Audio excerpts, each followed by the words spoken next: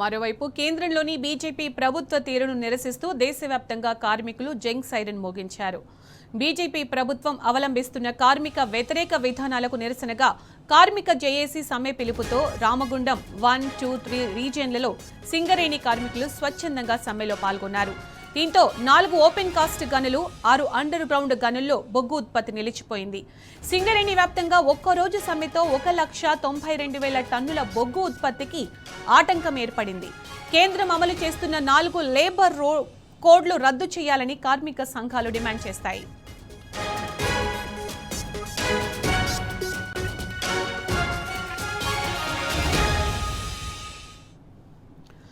ఇదే అంశానికి సంబంధించి అప్డేట్స్ మా ప్రతినిధి రమేష్ అందిస్తారు. రమేష్, కేంద్రంలోని బీజేపీ ప్రభుత్వ తీరును నిరసిస్తూ దేశవ్యాప్తంగా కార్మికులు జంగ్ సైరన్ మోగించారు. అప్డేట్స్ ఏంటి దీనికి సంబంధించి?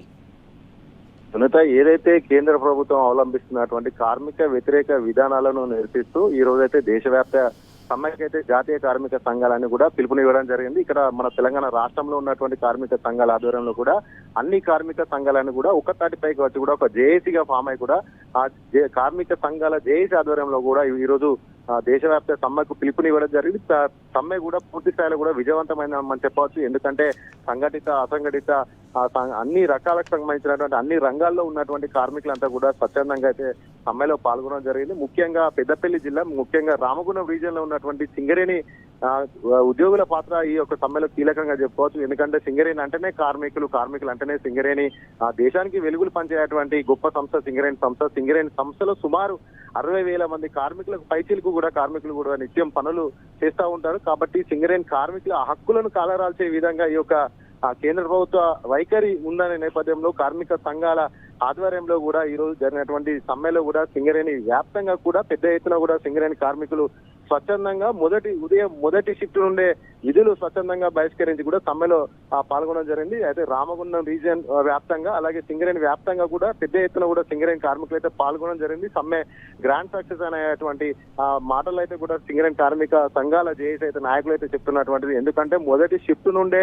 సుమారు ఒక 60,000 కార్మికులు ఉంటే కేవలం 10% మాత్రమే కార్మికులు హాజరయ్యారు. అది కూడా అత్యవసర సేవల్లో పనులు చేయాల్సినటువంటి కార్మికులు తప్ప ఏ ఒక్కరు కూడా కార్మికులు విధులకైతే ఈ రోజు వెళ్ళలేదు. కాబట్టి సమ్మె అయితే పూర్తి స్థాయిలో విజయవంతమైందని చెప్పచ్చు. ఎందుకంటే కార్మిక వ్యతిరేక విధానాలను అవలంబిస్తున్నటువంటి కేంద్రం వైఖరిని అయితే పూర్తి స్థాయిలో కూడా ఏఐటీసీ కావచ్చు, ఐఎన్టీసీ, సిఐటియు, ఐఎఫ్టియు, ఇవన్నీ కూడా టీబీజీకేసీ, అన్ని కార్మిక సంఘాలన్నీ కూడా కార్మికులకు వచ్చేటువంటి సంక్షేమం ఇవన్నీ ఏదైతే ఉందో పని స్థలాల వద్ద కావాల్సినటువంటి రక్షణ, వేతనాల పరంగా కావాల్సినటువంటి వాళ్ళ యొక్క సంక్షేమం, అలాగే పని గంటలు, ఇవన్నీ కూడా ఈ యొక్క 29 కార్మిక చట్టాలను కేంద్ర ప్రభుత్వం 4 లేబర్ కోడ్లుగా కుదించింది. 4 లేబర్ కోడ్లను అమలు చేస్తుంది. ఇప్పటికే బీజేపీ పాలిత రాష్ట్రాల్లో కూడా ఈ యొక్క 4 లేబర్ కోడ్లను అమలు చేస్తుంది. దీంతో కార్మికులు నష్టపోతారు, పని గంటలు పెరుగుతాయి. కొట్లాడి సాధించి తెచ్చుకున్నటువంటి 8 గంటల 10 దినాలు కాస్త 12 గంటలకు వెళ్తుంది. 12 గంటలు పనిచేసినప్పుడు కూడా 12 గంటలకు కాకుండా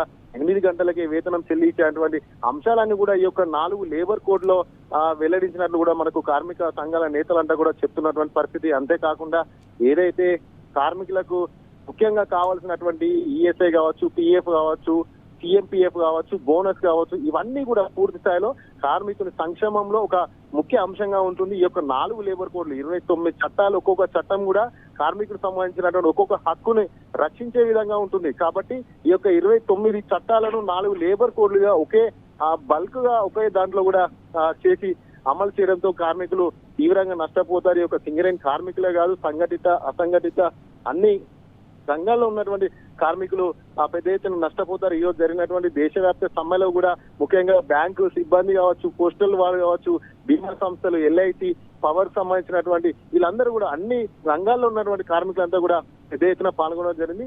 పెద్దపల్లి జిల్లాలో రామగుండం రీజియన్ 1, 2, 3 3 రీజియన్లో కూడా పెద్ద ఎత్తున ఈ రోజు సింగరేణి కార్మికులు అయితే స్వచ్ఛందంగా పాల్గొనడం జరిగింది. కార్మిక సంఘాల నేతలంతా కూడా ఒక జేఏసీగా మానవహారం కూడా గోదావరి ప్రధాన చౌరస్తా వద్ద నిర్వహించడం జరిగింది. వెంటనే కేంద్ర ప్రభుత్వం ఏదైతే 4 లేబర్ కోడ్లను మళ్ళీ తిరిగి 26 చట్టాలుగా చేయాలి, లేదంటే పూర్తి స్థాయిలో మరికొద్ది రోజుల తర్వాత పూర్తి కార్యాచరణ కూడా ప్రకటిస్తాం, సమ్మెలు చేసైనా కూడా మా యొక్క హక్కులను కాపాడుకుంటాం అంటూ కూడా కార్మిక సంఘాలు అయితే హెచ్చరించాయి. Right Ramesh, thank you.